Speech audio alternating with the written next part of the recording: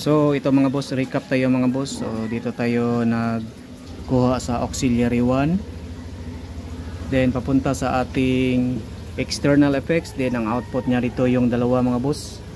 Papunta dito sa ating stereo return.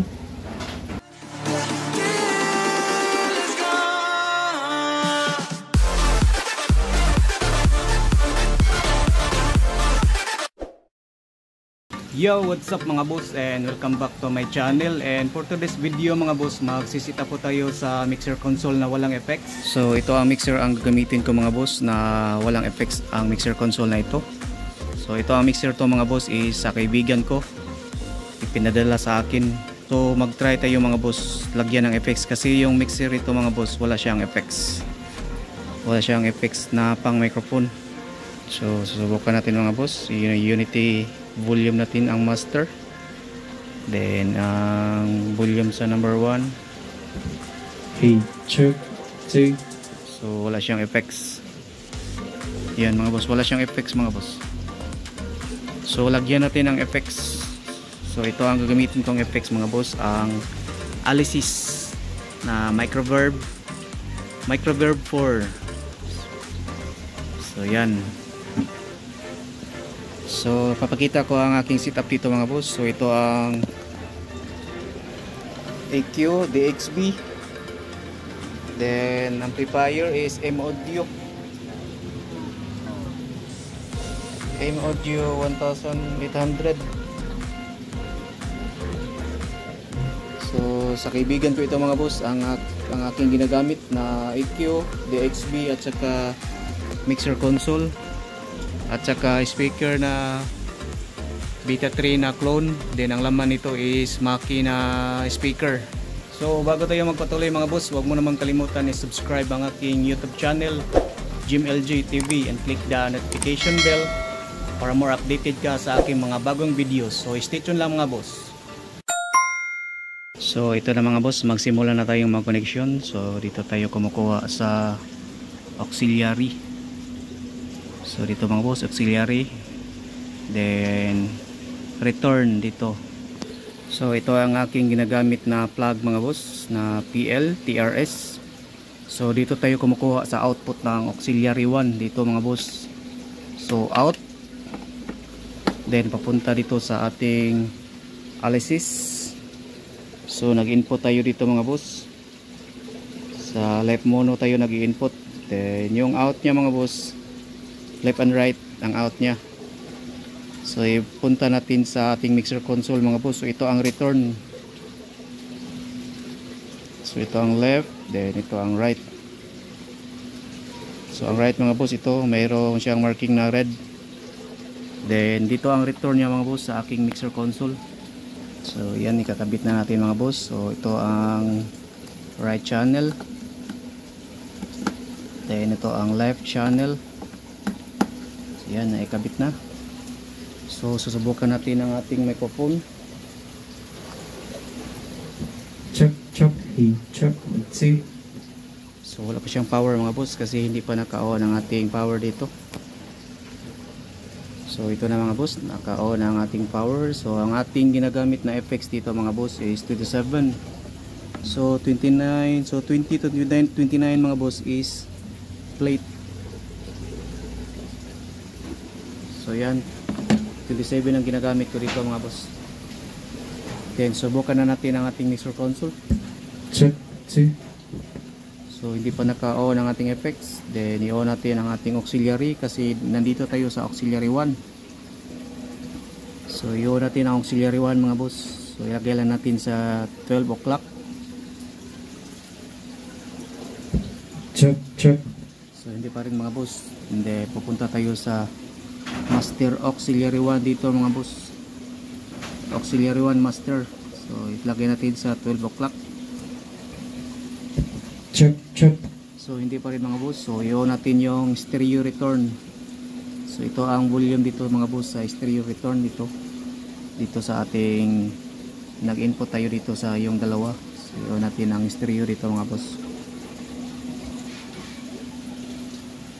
Check, hey. So yan mga boss, meron na siyang effects. Yan, then volume natin dito. He check C, he so check C. So yan mga boss, meron na siyang effects. Then dito mga boss sa ating alisis, so hindi lang natin siya ilagpas na, so hindi lang natin siya aabutin sa clip label dito mga boss. Check C. Yan, for example ito mga boss, yung output naka 12 o'clock, then mix, then input. Check he. So yan mga boss, nakailaw yung clip dito. Check C. So ang gagawin nyo mga boss is hinaan lang yung input. Check C. Yan. Then output. Then mix. Adjust tayo sa mix. He check C. So yan mga boss, hindi siya nakailaw yung clip dito, yung red na LED. Then adjust tayo sa decay. So ang edit A dito mga boss is decay, then sa edit B is high cut. Check C. Then B. He so check C. Then sa A. He check C. So check C. Then cut tayo sa edit B. He check C. So check. Parang humihina ang high mga boss. He so check C. He check C. Check C. So yan mga boss, hindi nyo lang aabutin sa clip label ang ating effects kasi mag-distorted ang kanyang effects. He check C. He check. So hinaan lang natin ang input. Check C. He so check. Then kung mahina mga boss, adjust ka na lang sa output. He so check C. He so check C. He check C. So check C. He check C. He so check. So ganun lang ang paglagay ng external effects sa ating mixer console mga boss kapag walang effects ang inyong mga mixer console. Then ito ang option number 1. So dito tayo sa return, stereo return. Then ilipat natin mga boss ang itong input natin sa galing sa external effects. Ilipat natin para magkaroon tayo ng effects sa ating monitor. Kunwari meron kang monitor mga boss. He check C. So yung isang speaker mga boss, ililipat ko sa auxiliary to. So kunwari mga boss, siya ang monitor sa ating speaker monitor. So dito tayo sa auxiliary number 2. So ito ang aking gagawing monitor mga boss. Ito din, ito ang aking front of house. So ito ang ating monitor. Then kunin natin yung XLR dito. Ayan. So ito mga boss, dito tayo kumukuha sa auxiliary 2. Ayan. Then input natin.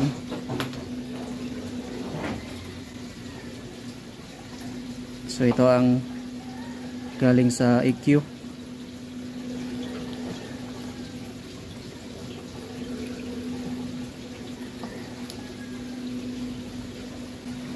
He check C. So yun mga boss, isa ng speaker ang tumutunog dito mga boss. He check. Yung right channel, then ang left channel mga boss, inilipat ko sa auxiliary 2. He check C. So wala siyang tunog dito, wala siyang connection. So ang tumutunog dito mga boss is ang right channel. Check C.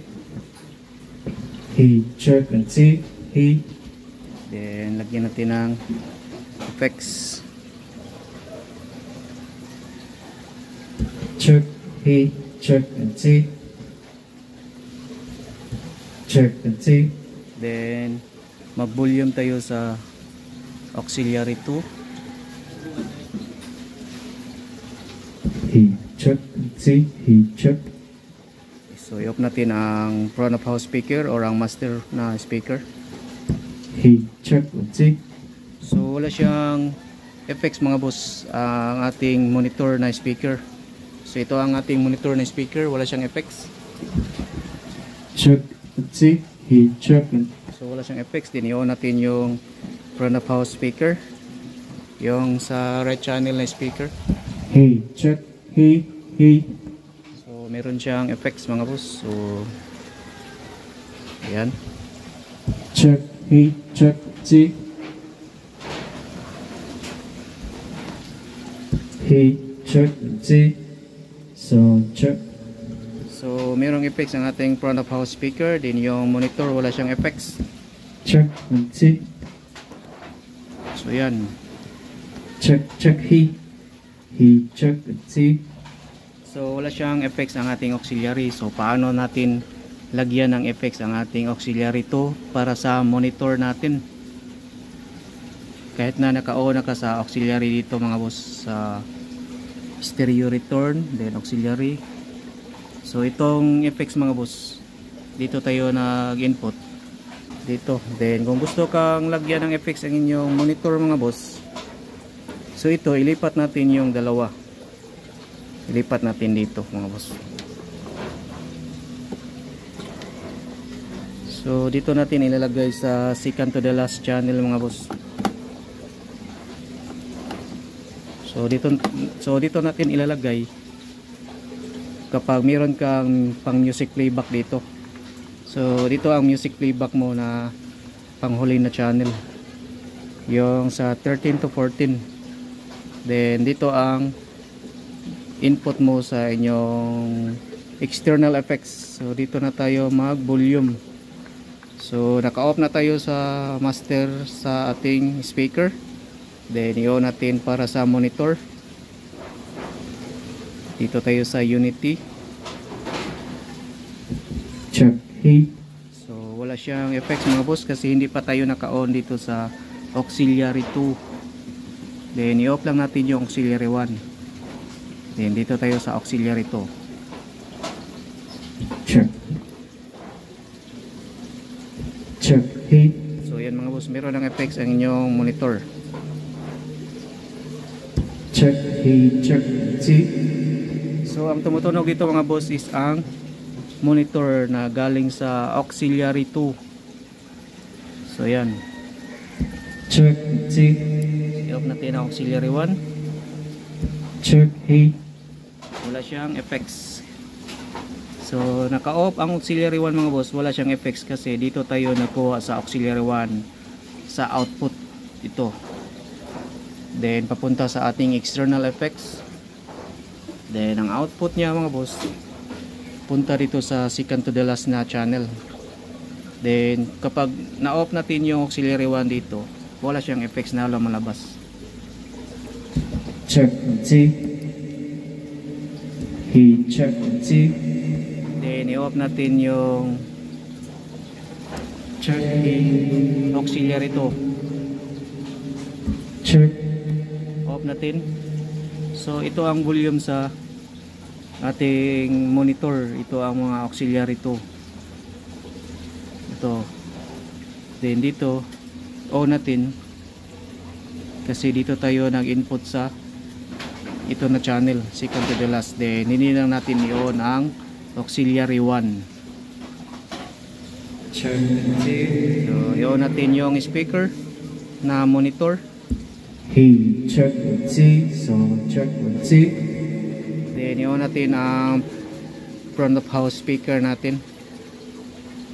Hey, sound check 1, 2. So dalawa na ang nag effects mga boss, ang auxiliary 2 at saka front of house speaker natin. So dalawa na ang effects ang lumalabas. Then i-off natin ang auxiliary 2, yung monitor natin, stage monitor.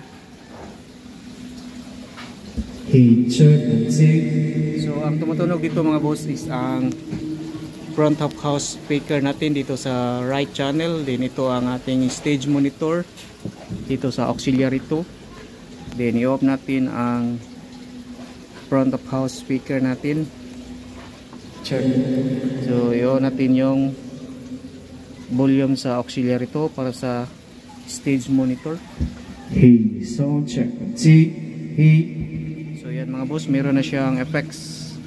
Ganun lang ang paglagay sa effects mga boss. Kung gusto kang lagyan ng effects ang inyong stage monitor, so dito tayo kumukuha sa auxiliary 1, then input dito, then ang output niya dito mga boss sa Alesis papunta sa mixer natin na second to the last na mixer, or pwede rin dito kapag wala kang pang playback music, dito natin ilalagay.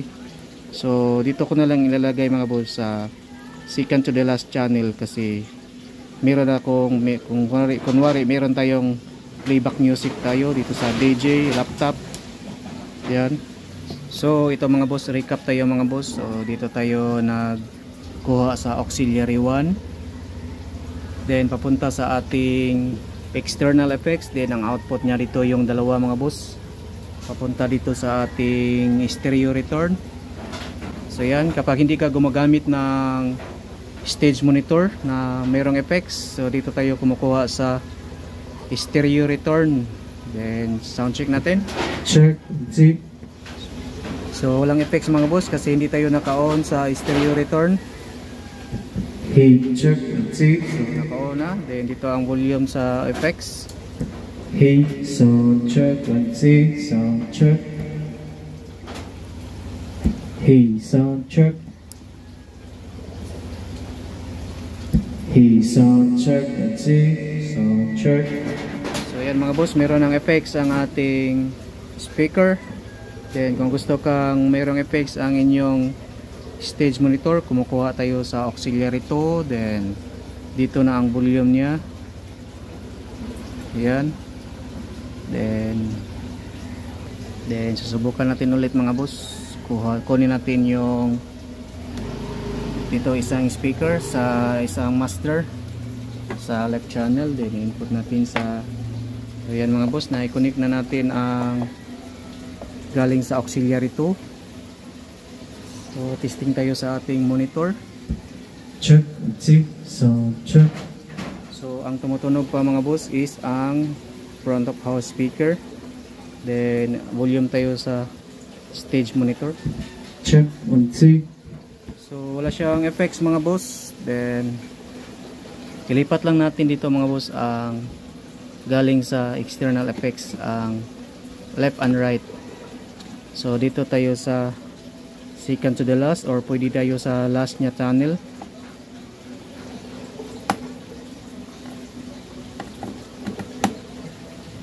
Then naka-off pa dito, then volume. Check G. So wala pang monitor. So wala pang effects ang ating monitor kasi naka-off pa po tayo dito mga boss sa auxiliary 2. He check. So meron na siyang effects ang ating monitor. He check G sound check. He check G sound check. He sound check. So ganun lang mga boss ang pagkuha ng effects sa ating monitor. So mga boss, hanggang dito na lang aking video. So ayok meron kayong natutunan sa aking tips na paano maglagay ng effects sa ating mixer console na walang effects, then lagyan ng effects ang ating stage monitor. So mga boss, huwag mo naman kalimutan i-subscribe ang aking YouTube channel, JimLG TV, and click the notification bell para more updated ka sa aking mga bagong videos. So salamat mga boss, and God bless.